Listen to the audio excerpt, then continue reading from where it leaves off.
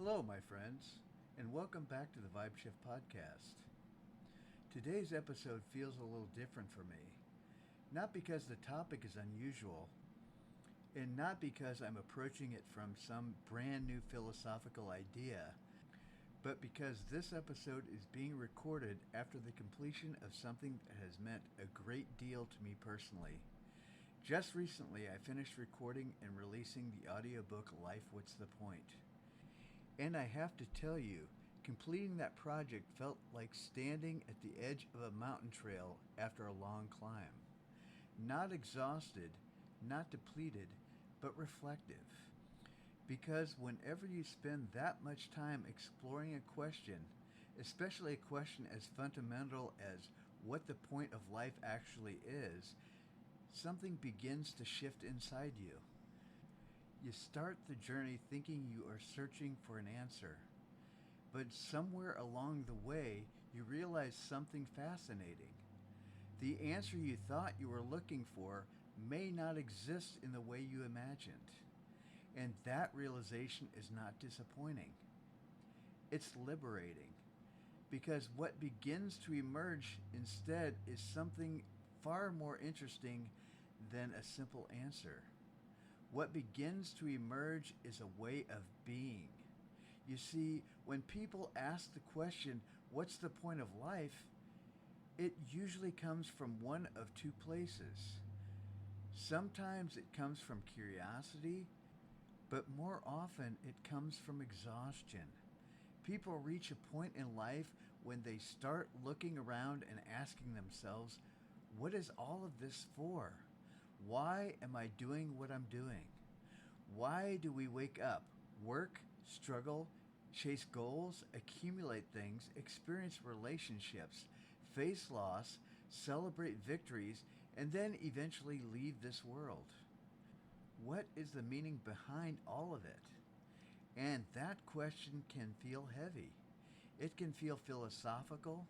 It can even feel existential. But here's something interesting that I began to realize as I explored this question deeply. The question itself is not the problem.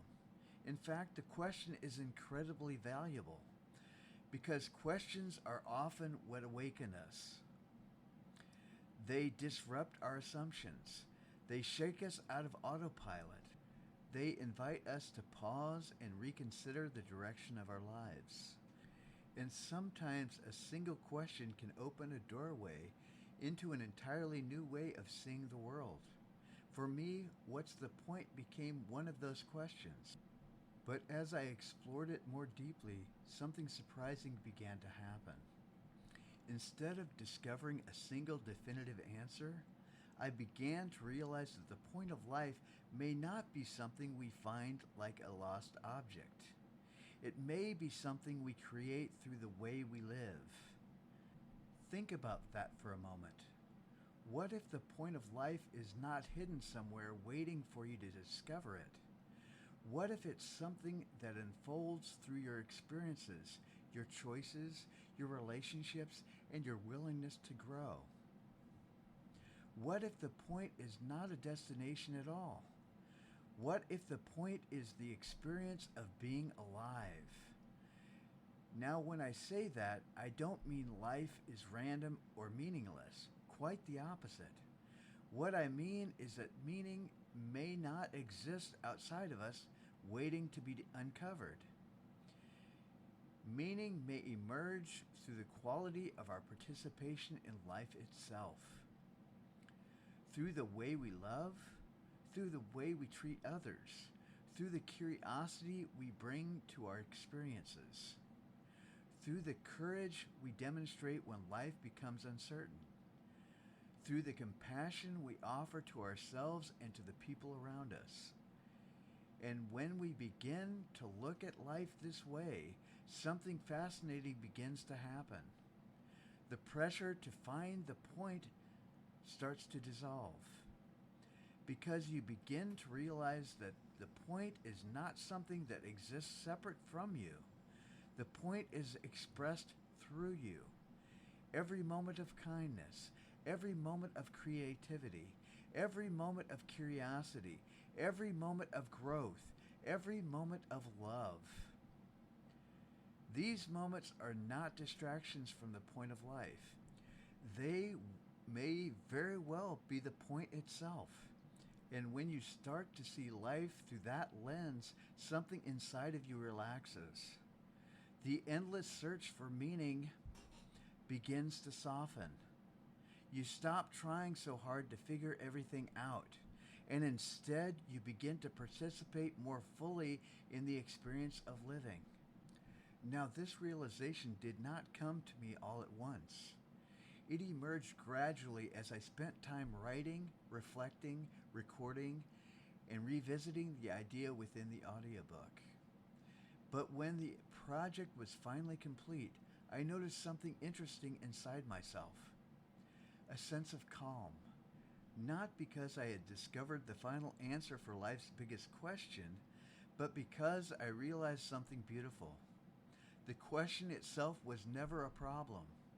The question was an invitation to live more consciously, to pay attention, to explore life with curiosity instead of certainty, and perhaps most importantly, to recognize that our existence, this experience of being alive, is already something extraordinary. We are here. We are conscious. We can think. We can feel. We can connect. We can create. We can love. And when you pause long enough to recognize the magnitude of that reality, the question, what's the point, begins to transform. Instead of sounding like despair, it begins to sound like wonder. What is the point of life? Maybe the point is simply this: to be here, to experience, to grow, to learn, to love, to express the unique presence that each of us brings into the world. And if that is true, then perhaps the most meaningful thing we can do is not spend our entire lives searching for the point. Perhaps the most meaningful thing we can do is become the point. To live in a way that brings more awareness, more compassion, more creativity, and more love into the world. Not because someone told us that it's the answer, but because when we live that way, life begins to feel deeply aligned. It begins to feel meaningful. And perhaps that is the quiet truth that emerges on the other side of this question. The point of life may not be a conclusion.